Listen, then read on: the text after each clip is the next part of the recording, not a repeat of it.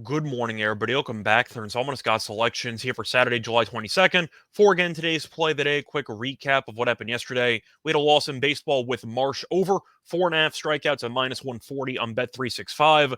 Line closed at around minus 200 on FanDuel. Did not matter though. Marsh only finished with 3. So based on the final number, it sounds like he wasn't really that close. However, Marsh had a bunch of 2-strike counts in the game and just could not strike anybody out. To go through the actual numbers here, Marsh faced 25 batters. 16 of the 25 had 2 strikes, and Marsh once again only finished with 3 strikeouts. 3 for 16. Just could not find a strikeout pitch to save his life, and he finished with 3. So picked up a loss there. Look for a winner here on Saturday. And for today's play today, going to go to tennis. Gonna look at some grass action in Newport between Isner and Michelsen. And for this matchup, we're going to take a team total in this one, or a player prop, I should say. We're going to go with Isner team total over 12.5 games at minus 145 on DraftKings. Time recording of 2:30 a.m. Eastern Time. Covering why we're going to go with Isner team total over in this matchup. First reason, Isner has gone over in 4 of his last 5 matches, and for the 3 to 5 set matches, I'm only talking about the first 3 sets. Isner has recorded at least 13 games in those 3 sets. Or at least 2 of those 3 sets every time.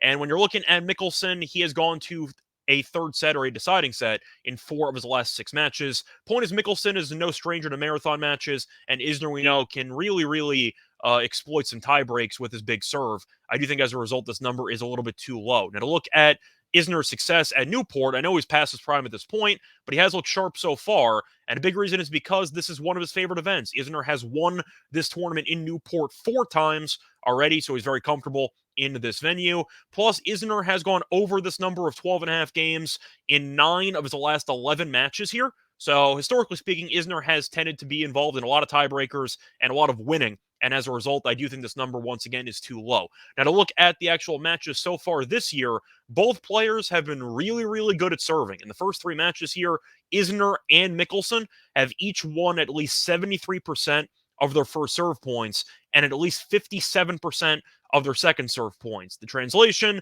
not many breaks allowed by both guys. In the first 3 matches at this event this year, Isner and Michelsen have each held serve in at least 90% of their service games. Translation, expect at least one tiebreaker. The tiebreak odds at Bet365 for one tiebreaker in the match is minus 200. And the reason why I bring up the tiebreaker is because of the fact that 12.5 does mean that if Isner wins a set 7-5 or 7-6, you basically automatically win, because that means that he's going to win automatically if he wins the match, because you have to win at least 6 games in a set to win a match, which would get him to 13.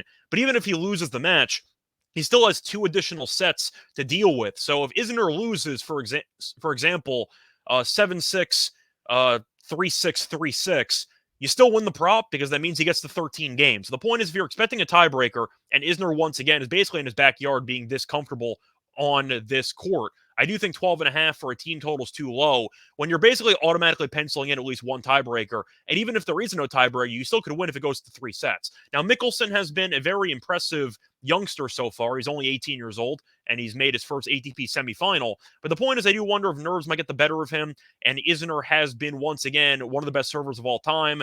He's lost a step or 2, but his serve is still very solid. Used a lot of serve and volley tactics against Tommy Paul, which was a very impressive win in 3 sets there, because Paul was the 1 seed entering this event. But the point is, I do think Isner should be able to go over this number, because I'm really not picturing many breaks of serve in this match. Bet365 also has the total number of breaks for both players combined at 2.5, and the unders minus 125. So you're expecting a lot of holds of serve, potentially a couple of tie breaks, and if Isner wins 1 set with a 7 in front of it, then you're basically going to guarantee a win, which I definitely like the odds of. Now, of course, there could be a bad beat involved if Michelsen ends up winning in straight sets.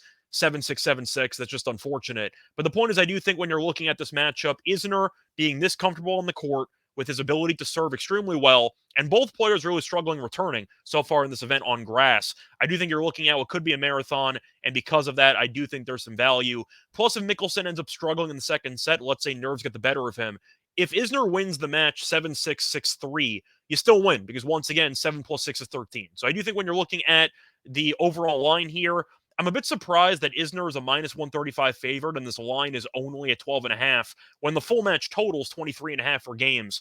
I feel like this should be a 13.5, and as a result, I am going to jump on it because of the strong possibility of a tiebreaker in this match. Let's play that once again here for Saturday, July 22nd is going to be on John Isner team total over 12.5 games at minus 145 on DraftKings. Bye, everyone.